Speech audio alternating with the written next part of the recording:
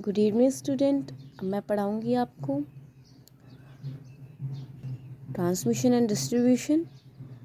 इसमें टॉपिक है लाइन प्रचालन प्रतिरोध का महत्व। लाइन प्रचालन प्रतिरोध का क्या महत्व होता है कि आप किसी भी ट्रांसमिशन लाइन में जो रेजिस्टेंस होता है उसकी वैल्यू आप ज़ीरो नहीं कर पाएंगे। ठीक है, तो प्रतिरोध के कारण लाइन में जो होते हैं निम्नलिखित घटक प्रभावित होते हैं। प्रतिरोध के कारण लाइन की संपूर्ण प्रतिबाधा बढ़ती है।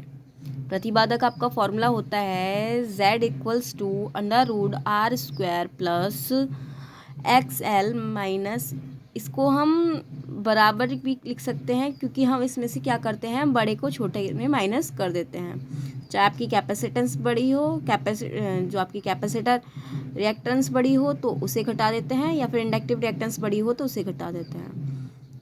ओके, तो √R² प्लस ब्रैकेट में XL माइनस XC का स्क्वायर। सेकंड है आपका प्रतिरोध के कारण लाइन में वोल्टेज ड्रॉप होता है, जो लाइन में संपूर्ण वोल्टेज जो प्रतिबाधा को बढ़ाता है।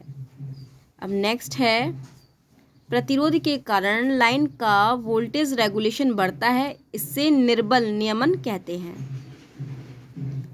नेक्स्ट है प्रतिरोध के कारण लाइन का शक्ति गुणक बढ़ता है, क्योंकि शक्ति गुणक यानी पावर फैक्टर जो आपका होता है R/Z, resistance upon impedance. Next है प्रतिरोध के कारण लाइन में विद्युत शक्ति हानियाँ I²R लॉसेस बढ़ते हैं। रेजिस्टेंस बढ़ेगा तो आपके I²R लॉसेस भी बढ़ेंगे।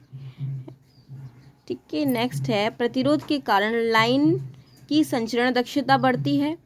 यदि आपका रेजिस्टेंस बढ़ेगा, लॉसेस बढ़ेंगे तो इफ़िशेंसी भी आपकी घटती जाएगी, है ना।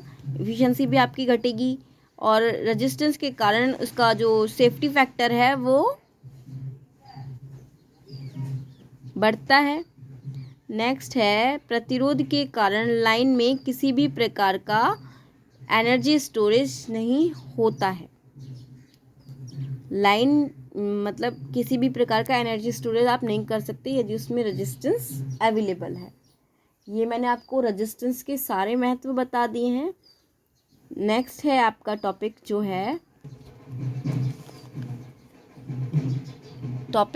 सिरोपरि लाइन के चालक का प्रेरकत्व। इसे पढ़िए। किसी वैद्युत परिपथ में इकाई एम्पीयर की धारा परिवर्तन पर परिवर्तित ग्रंथित चुंबकीय फ्लक्स की मात्रा उस परिपथ का प्रेरकत्व कहलाता है। इसका मतलब ये है कि किसी भी वैद्युत परिपथ में धारा चेंज होगी, यानी करंट के चेंज होने से उसमें इंडक्टेंस उत्पन्न हो जाता है। अब कैसे चेंज होगी कि आपका एसी देखा है, एसी आपका टाइम टू टाइम वेरी करता रहता है, इस तरीके से इसमें भी धारा का चेंज होता रहेगा। इंडक्टेंस का फॉर्मूला है आपका ग्रंथित चुंबकीय फ्लक्स अपॉन प्रवाहित धारा। अब ग्रंथित फ्लक्स कितना होगा, जितने भी आपके कंडक्टर में नंबर ऑफ टर्न्स होंगे और फ्लक्स होगा अपॉन करंट। समरी किसी भी मतलब इसको मैं पढ़ती नहीं हूँ, बता देती हूँ आपको। इसमें लिखा हुआ है कि कभी भी आपका स्थिर फ्लक्स पे इंडक्टेंस उत्पन्न नहीं होता है, इसीलिए डीसी पे आपका जो इंडक्टेंस है वह उत्पन्न नहीं होगा। सिर्फ तभी उत्पन्न होगी जब आप उसको ओपन करेंगे या बंद मतलब खोलेंगे या फिर बंद करेंगे, तभी उसमें करंट में चेंज होगा, तभी इंडक्टेंस उत्पन्न होगा, वरना नहीं होगा। लेकिन हम एसी की बात करें तो वो टाइम टू टाइम वेरी करती रहती है, इसलिए इसमें इंडक्टेंस उत्पन्न हो जाता है। ये देखिए, ये मैंने आपको मैग्नेटिक फील्ड बताया है कि कैसा होता है, इंटरनल और एक्सटर्नल। ये आपका इंटरनल मैग्नेटिक फील्ड है, ये एक्सटर्नल मैग्नेटिक फील्ड है, और ये आपका मैग्नेटिक जो फ्लक्स है वो फ्लक्स डेंसिटी है। ये पढ़िए कि जो आपका चुंबकीय क्षेत्र होता है वो केंद्र से बाहर की ओर वृत्ताकार ओर में तरंग के रूप में फैलता चला जाता है, जैसे मैंने आपको डायग्राम में दिखाया था।